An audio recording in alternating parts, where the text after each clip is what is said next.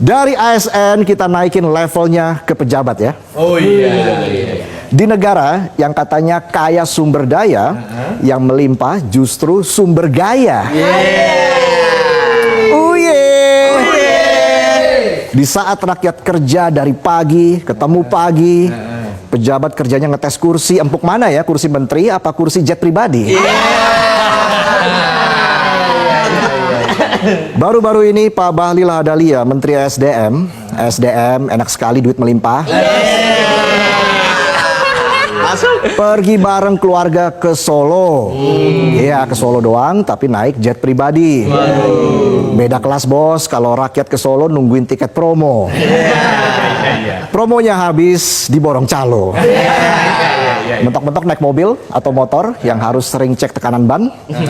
Kalau Pak Menteri naiknya jet, sering cek tekanan moral. Yang stres rakyat, yang healing pejabat. Come on, siklus macam apa ini? Pertanyaannya kenapa ke Solo? Apakah Pak Bahlil asli Solo? Mungkin cuma liburan atau sowan ke keluarga istri di Sragen? Atau jangan-jangan laporan ke bos besar?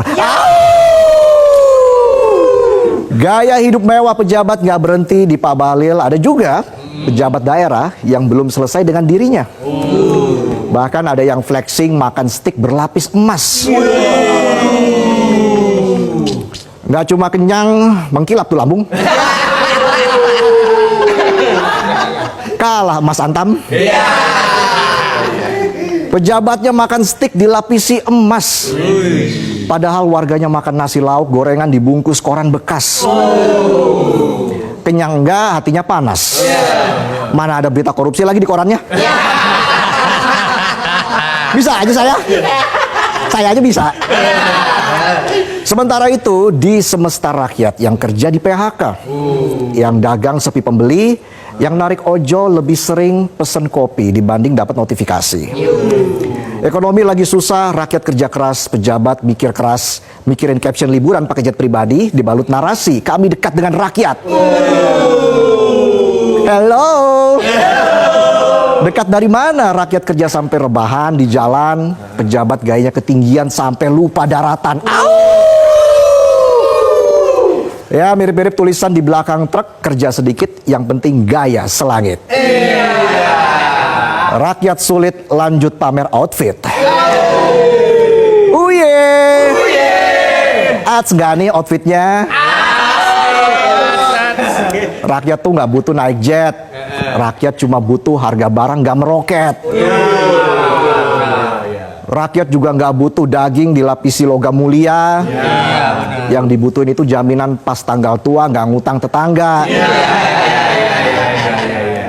Jabatan itu memang nyaman, tapi jangan cuma dipakai buat pencitraan doang. Kalau rakyat rela ngurangin makan demi listrik bisa nyala, masa pejabat nggak bisa ngurangin gaya biar empatinya menyala? Bisa aja saya. Kita lanjut ke berita yang berikutnya. Dari menyorot ASN yang masih pakai jam karet dan gaya hidup pejabat makan emas dan naik pesawat jet, kita ke urusan yang jadi keprihatinan bangsa.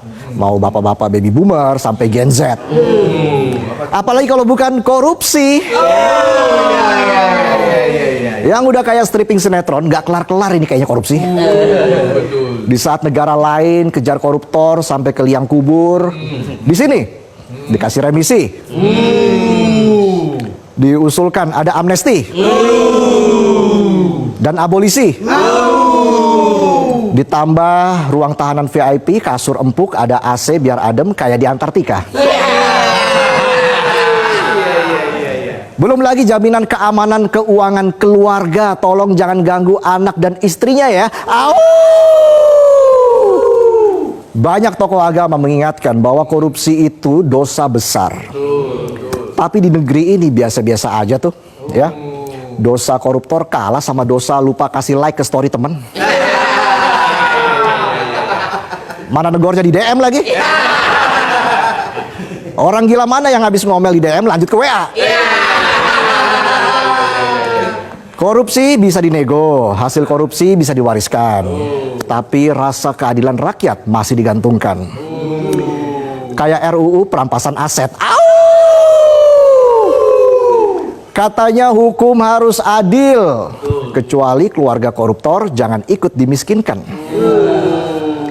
Saat beraksi gasak duit negara nggak mikirin rakyat miskin. Kenapa keluarganya harus dijamin? Apa kabar nasib petani, buruh, pekerja, penonton? Beserta anak-anak dan istri yang dirampas haknya. Mereka nggak minta dimiskinkan, tapi negara udah keburu kasih surprise, paket hidup susah.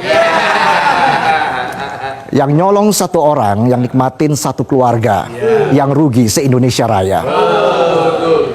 Ini bukan keluarga cemara ya, tapi keluarga cemana ini. Tapi masih aja pemerintah bilang mereka nggak tahu apa-apa. Head sleep, please deh.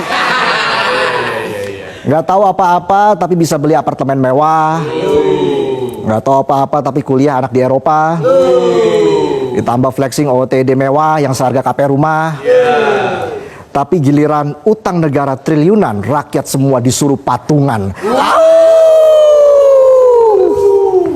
KPK bilang, ide pemiskinan keluarga koruptor perlu diskusi mendalam. Sepakat. Harus diskusi mendalam, tapi jangan kelamaan, tenggelam. Kelelep. Diskusi nggak kelar-kelar sampai koruptornya udah bebas dan buka bisnis laundry, money laundry.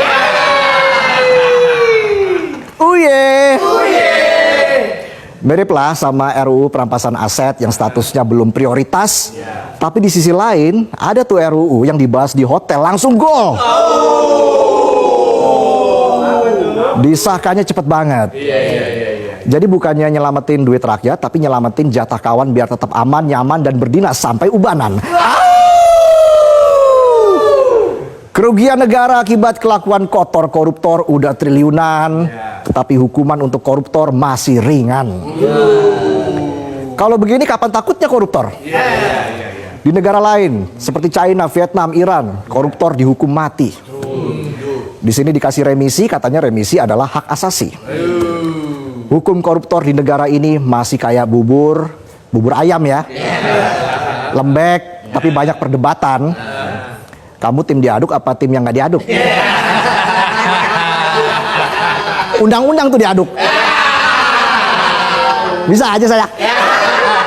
Korupsi itu bukan soal satu orang jahat, tapi soal sistem yang bikin orang terpaksa jahat.